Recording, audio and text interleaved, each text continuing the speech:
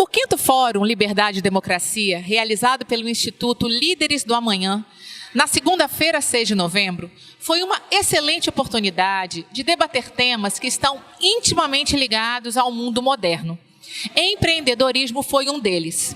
Quem levou o assunto ao público foi o diretor-geral da Endeavor, o Juliano Seabra, que abordou as principais dificuldades na arte de empreender. Juliano, quais são hoje os grandes entraves para se empreender no Brasil? Acho que hoje a gente tem 2 tipos de entrave. O primeiro, relacionado ao empreendedor, a qualificação do empreendedor e do empregado que vai trabalhar com esse empreendedor. Então, o problema educacional brasileiro ele acaba refletindo um pouco no desempenho que os empreendedores têm para conseguir desenvolver um produto inovador, contratar gente boa, fazer com que a empresa realmente cresça.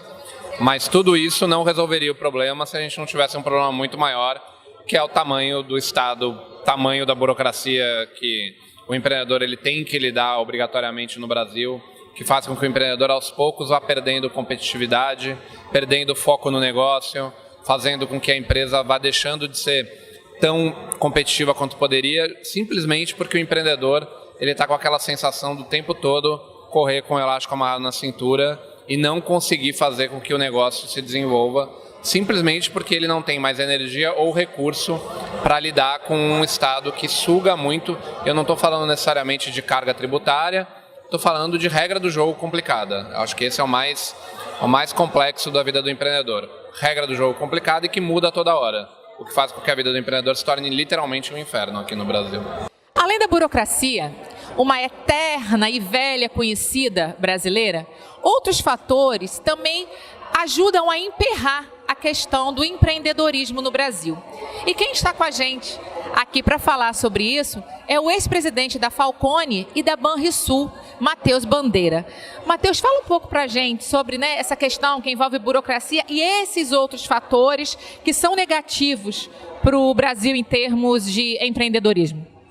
A burocracia é um problema conhecido de todos. A burocracia no Brasil é insana, existe um excesso de regulação brutal por conta da hipertrofia do Estado. O Estado regula demais, regula onde não precisa e o nível de intervenção é muito superior ao de vários países. Agora, existem outros fatores que também atrapalham a decisão de investimento, atrapalham o empreendedorismo e atrapalham a inovação, atrapalham as empresas locais que já operam no Brasil. Por exemplo, o excessivo grau de alteração, a complexidade da alteração das regras tributárias. O Brasil tem o principal imposto dos estados, que é o ICMS, são 27 legislações diferentes. Todas elas mudam a cada dia.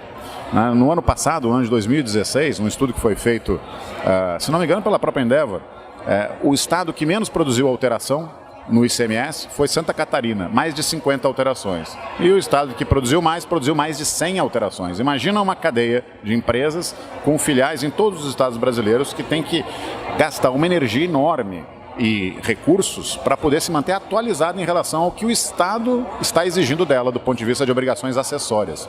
Fora isso, existe uma série de outros motivos que também impedem ou dificultam o investimento. A própria carga tributária elevada, a infraestrutura precária, a própria corrupção. Enfim, existe uma série de motivos. Mas no fundo, tudo isso é sintoma de outros problemas. É sintoma, por exemplo, do gigantismo estatal. É sintoma dessa hipertrofia que eu mencionei do Estado. É sintoma de um exemplo clássico de rent-seeking, que é, por exemplo, o corporativismo estatal. O Brasil só vai progredir, de fato, de forma sustentável, duradoura, na hora em que começar a remover estas barreiras. Porque para o Brasil progredir, ele precisa de crescimento econômico, desenvolvimento econômico, social. Para ter desenvolvimento econômico, precisa de investimento. E quem investe é o setor privado. O Estado não tem recursos para investir. E mesmo que tivesse, teria outros setores onde ele prioritariamente deveria colocar recursos, setores e atividades que são indelegáveis para o setor privado, como a segurança pública, por exemplo, e que é carente de recursos. Então existe um longo trabalho pela frente no sentido de melhorar o ambiente de negócio de uma forma geral. Não só a burocracia, uma série de outros fatores, mas a gente precisa enfrentar as causas que nos levam a estes sintomas. Empreendedorismo é uma palavra de sentido bastante amplo. No caso da Fundação Estudar, ela tem a ver com protagonismo, com atitude empreendedora. Nós estamos aqui com o diretor executivo da Fundação, Tiago Mitrô, que veio falar conosco um pouco mais sobre essa instituição, cujo objetivo é formar novos e melhores líderes para o Brasil. Tiago, compartilha com a gente um pouco dessa experiência. Então, bom, Ana, a gente já existe há mais de 26 anos, né? A gente parte todo o nosso trabalho de uma crença que o Brasil pode e deve ser um país melhor se a gente tiver mais jovens determinados a seguir uma trajetória de impacto. Então, para isso, a gente, desde 91, seleciona todos os anos um conjunto de dezenas de jovens que têm um grande potencial de causar grandes transformações no país. E a gente dá todo o apoio a eles, desde bolsa de estudos, orientação de carreira, um mentor, para que esses jovens possam exercer o potencial que eles têm. Então, nesses 26 anos de história, a gente já apoiou mais de 650 jovens nesse programa, né? Vários deles se tornaram grandes executivos, empreendedores, já teve ex-bolsista nosso que virou ministro, outros que fundaram grandes empresas, né? Então a gente tem trabalhado para identificar esses jovens e conseguir lapidá-los ali, esse potencial que eles têm, para poder então almejar e conquistar grandes posições de liderança no país. E além do trabalho com esse grupo de jovens líderes, a gente tem também uma série de cursos e programas de orientação que acontecem no Brasil inteiro.